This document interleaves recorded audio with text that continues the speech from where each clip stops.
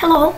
In this video, we'll be taking a look at personality development through the filter of psychoanalytic theory. Personality can be defined as an individual's characteristic pattern of thinking, feeling, and acting.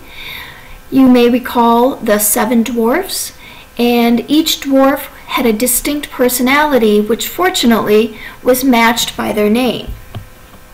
And it's easy to remember the names of the dwarfs if we remember that the personality traits of that dwarf was representative by his name.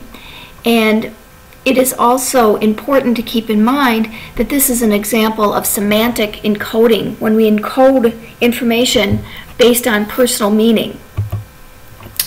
There are 4 theories of personality outlined in your textbook. We'll be focusing first on psychoanalytic theory, and some of the people who are associated with this perspective in psychology would be Sigmund Freud, Carl Jung, and Alfred Adler. Later on, we'll also be taking a look at humanistic perspectives. Carl Rogers and Abraham Maslow are representatives from that perspective. Trait theories, which are a little bit more biologically based, and then the more behavioral, social cognitive perspectives, which we will have a chance to look over, and you will also find more information in your textbook about each of these different ways of viewing human personality development. Let's begin with Sigmund Freud.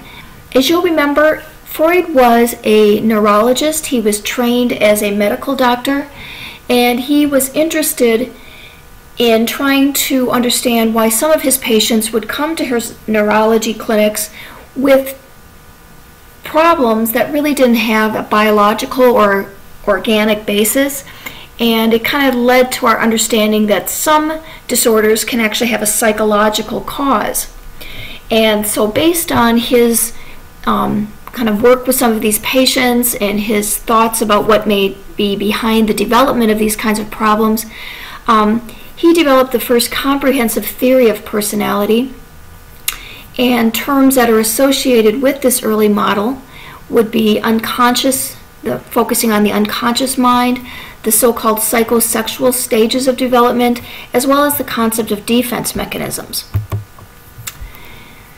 The unconscious is considered to be a place of mostly unacceptable thoughts, wishes, feelings, memories that we basically kind of shove out of conscious awareness so they can't cause us distress by being faced with the reality of them. And one of the ways that Freud would access this material that people may have shoved into their unconscious was through a process known as free association. And free association, just as a way of kind of freeing a person and kind of pushing down their defenses, putting them in a comfortable situation mentally as well as physically, so they can then think about and talk about some of the things that ordinarily they don't allow their mind to gain access to. This is a picture of Freud's classic couch, and I guess it's more of a day bed. But the patient or the client would be sitting on the couch or lying, reclined on the couch, and Freud would not be, looking them eye to eye. He would be in the background, and the idea was that people would be more comfortable if they had their eyes closed and they were in a relaxed state, and that Freud would just ask some questions and allow them to kind of freely associate. And this was the process by which it was believed that people could become in touch with some of this unconscious material, and during this process start to talk about it or have some of these memories or associations, which then could be brought to the surface, and the therapist and the patient could kind of work on them together. One of the tools is based on the theory of dreams, which you encountered previously, which is the wish fulfillment theory. And Freud put a lot of emphasis on dream analysis as a way to look into the unconscious. So another method to analyze the unconscious mind was through interpreting the manifest as well as the latent content or meaning of dreams. Psychoanalysis is the process of free association, which is that kind of free chain of associative thoughts, which can lead to painful, embarrassing, unconscious memories. So psychoanalysis is a way to get into the unconscious and bring to the surface this material that we may have repressed or pushed into the unconscious as a way to try to protect ourselves. But the idea is if we don't face that information and come in contact with it and try to deal with it at a more conscious level, it will continue to cause us problems in our lives. So once these memories and bits of information are retrieved, this is the process of psychoanalysis, and the theory is that we can use that kind of release as a way to feel better, and that's kind of the hallmark of this type of therapy.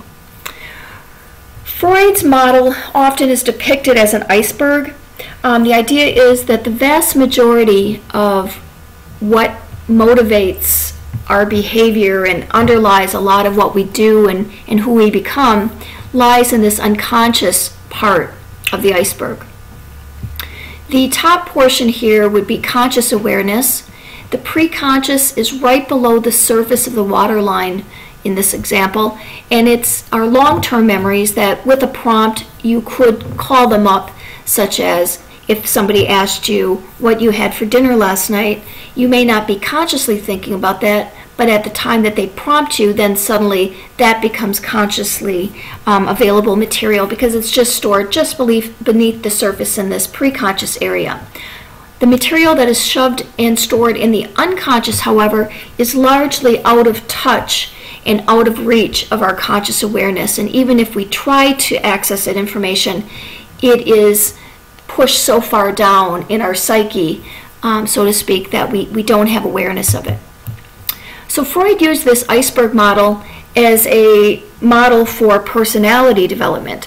And personality develops as a result of our effort to resolve conflicts between our very innate biological impulses, which are mediated by the structure of personality known as the id operating on the pleasure principle, very biological, and it seems to come in conflict with what's another structure of the personality known as the superego, which is the portion of our personality that incorporates and internalizes the ideals of society and the rules of society. So we have kind of these competing biological and social kind of urges that are constantly driving and constantly kind of motivating us in different directions. And there's a lot of energy that is put toward trying to resolve the conflict, and that's part of the psychoanalytic theory of psychodynamic conflict. The id is unconsciously, a very unconscious, almost exclusively unconscious part of our personality, and Freud proposed that it strives to satisfy our basic sexual and aggressive drives, operates on the pleasure principle, and demands immediate gratification. It's the first part of our personality to develop, and it comes into the world with us. The second part to develop is the ego. It's what we might think of as our sense of self, and it starts to develop at the point for the young infant or young toddler who starts to realize that mom isn't always going to put the child's needs first. So suddenly now mom is starting to make the child aware that she has a separation from the child, and the child has to delay some gratification and wait until mom is able to spend more time with the child. And so this is the way the child kind of psychologically separates from his mother or her mother and starts to develop kind of that sense of self. And the last structure then is that superego, which internalizes the rules of society. And so we have these three competing kind of functions, the ego kind of standing in the middle, balancing the biological urges of the id against societal demands based on the superego. Freud believed that personality is formed during the first few years of life, and he talked about the psychosexual stages. He came up with the 5-stage model, and he proposed that at each of these 5 stages, the id's pleasure-seeking, very biologically focused energies are focused on pleasure and corresponding to certain sensitive body parts that are representative of that phase. And those sensitive pleasure zones are known as erogenous zones. So here is the model of psychosexual stages as laid out by Sigmund Freud.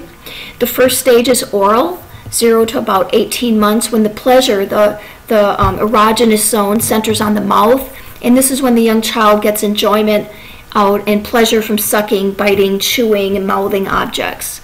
The second stage kind of corresponds to toilet training, and it's the anal stage from 18 to 36 months or thereabouts. Pleasure focuses now on bowel and bladder elimination, which is the toilet training. And it also, because this is such an interesting and kind of unique time in the young child's life, it also is about control and getting control over their lives and starting to separate from the adults in their world. The phallic stage is 3 to 6, kind of the preschool years, and the pleasure zone centers on the genitals. And this is also the stage when Freud proposed that young boys have an Oedipus complex, where they have secret incestuous feelings for their mother. They see their father as a rival and may have some unconscious desires to get dad out of the picture.